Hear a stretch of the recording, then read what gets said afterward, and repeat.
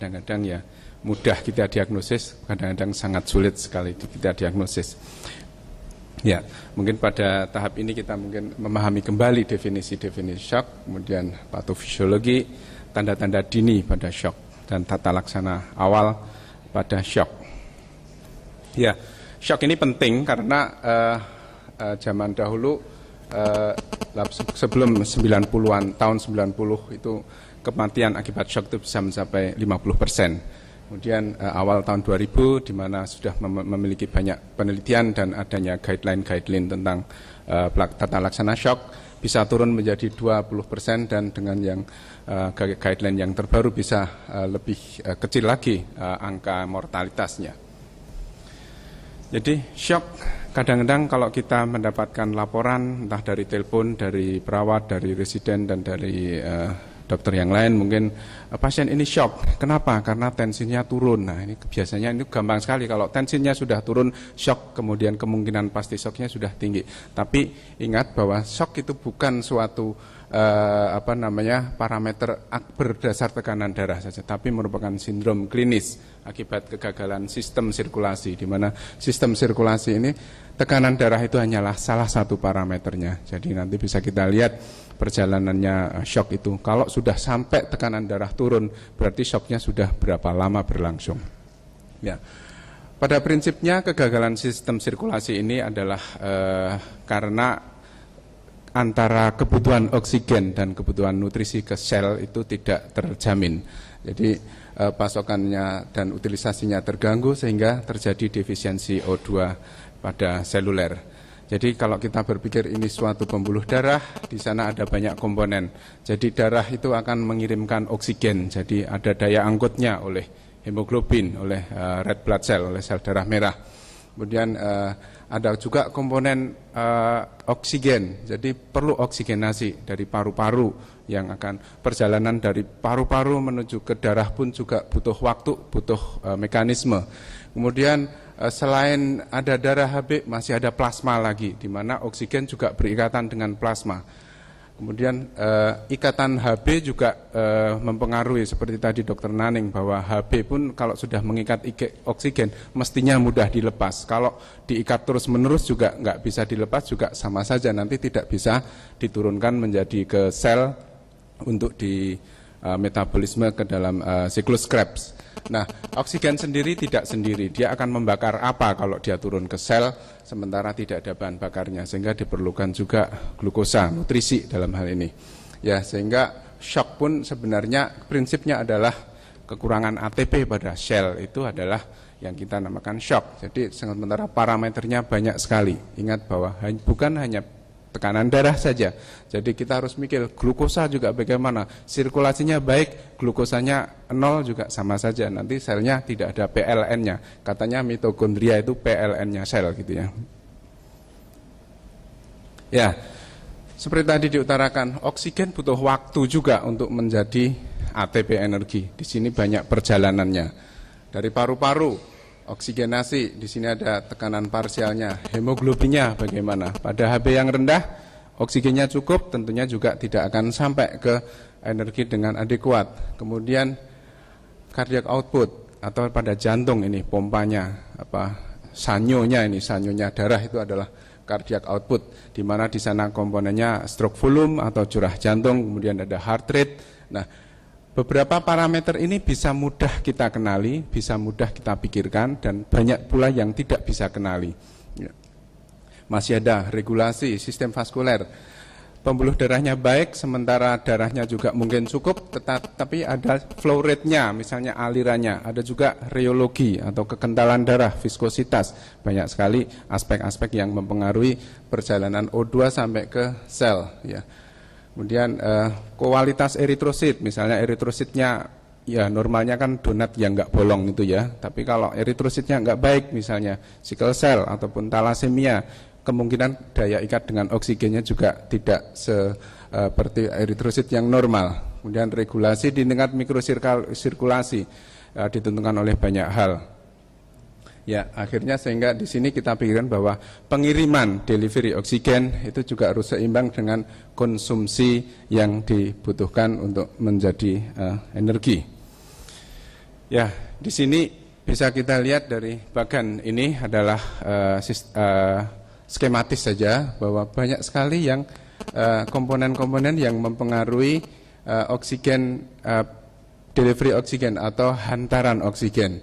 Ya, seperti tadi diutarakan yang bisa kita lihat, Hb bisa kita lihat, SpO2 bisa kita lihat, kemudian heart rate apalagi secara klinis. Dari laporan pun bisa kita lihat. Stroke volume mungkin kadang-kadang ini harus kita pikirkan apakah prelude-nya cukup, afterload-nya terhambat, kemudian apakah kontraktilitasnya juga baik atau tidak. Kadang-kadang butuh analisis yang lebih jauh melalui anamnesis maupun pemeriksaan fisik. Nah, misalnya ini shock volemic, ini jenis-jenis shock misalnya. Kehilangan volume cairan tubuh. Kalau muntah, diare itu nyata, poliuri juga nyata, bisa diukur balance cairannya. Kemudian yang relatif ini yang kadang sulit, plasma leakage, ya mungkin adanya asites, adanya efusi pleura, kemudian ini juga merupakan kehilangan volume intravaskuler, tetapi dari tubuh tidak hilang. Jadi kadang-kadang butuh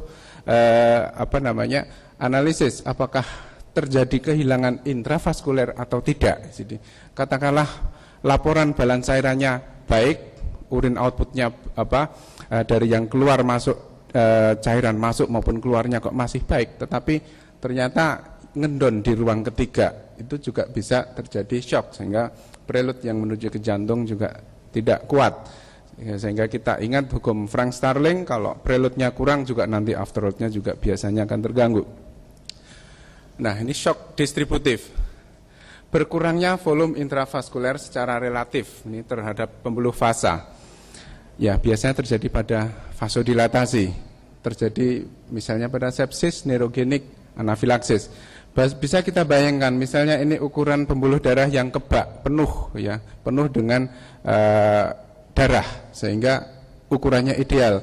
Ketika terjadi sesuatu entah sepsis, neurogenik atau anafilaksis, terjadilah vasodilatasi sehingga seakan-akan antara isi dengan wadahnya tidak seimbang.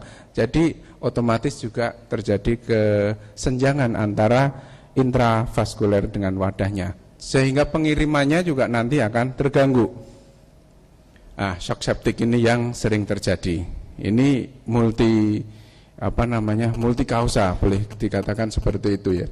Maaf, kepecet.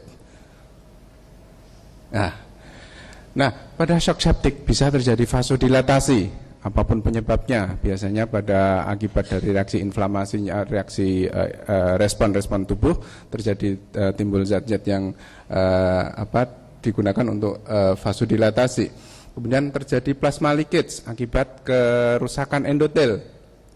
Kemudian kontraktilitas jantungnya juga bisa menurun sehingga terjadilah shock kardiogenik pada shock septic.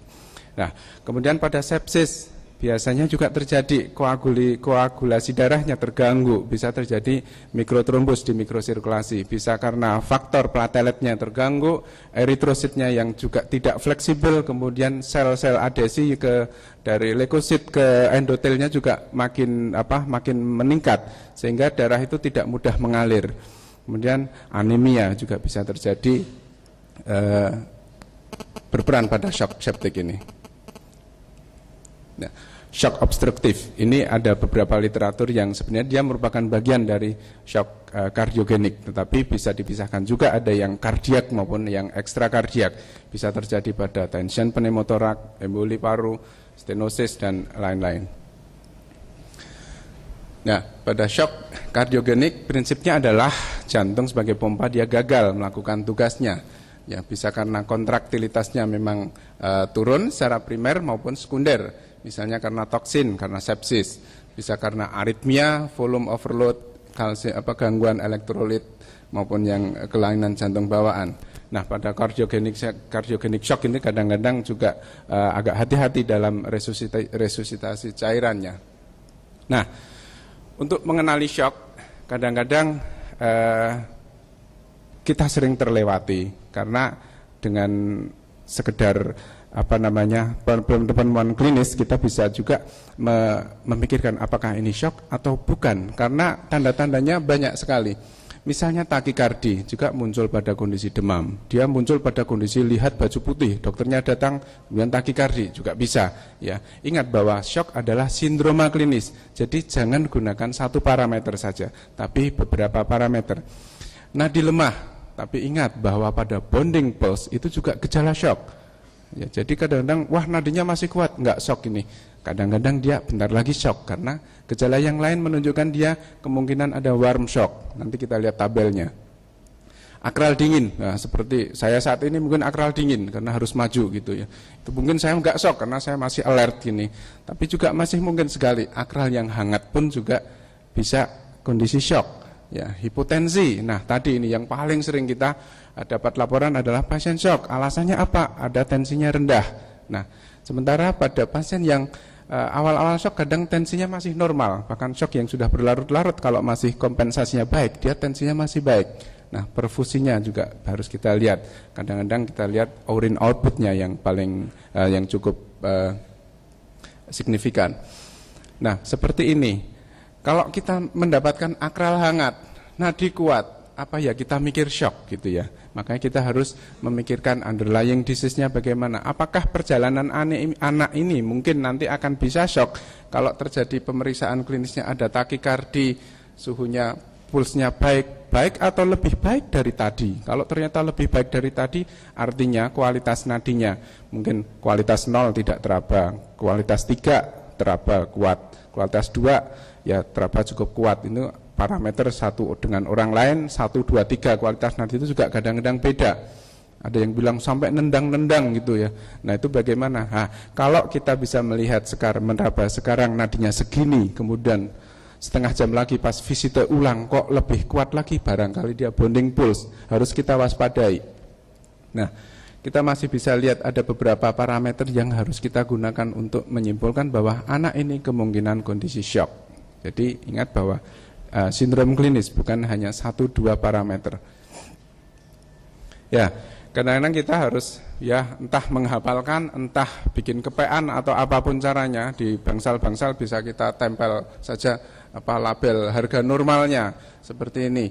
Takikardi dia batasnya berapa, bradikardi bagaimana, sehingga ketika dia datang awal kondisinya baseline kok ternyata beberapa jam kemudian dia meningkat, mungkin dia sudah takikardi. Ya, seperti ini. Kompensasi yang paling cepat pada anak itu kadang-kadang ini heart rate-nya. Kalau kita bayangkan normalnya ini katakanlah 60-80 kali per menit. Pada kondisi hipovolemik maka dia akan lebih cepat untuk mengirimkan darah ke seluruh pelosok tubuh ya. Kemudian kontraktilitas jantung kadang-kadang yang menurun, maka dia heart rate-nya juga akan cepat tapi tidak efektif. Cairan tidak akan sampai juga ke ujung akral sana atau ke otak misalnya.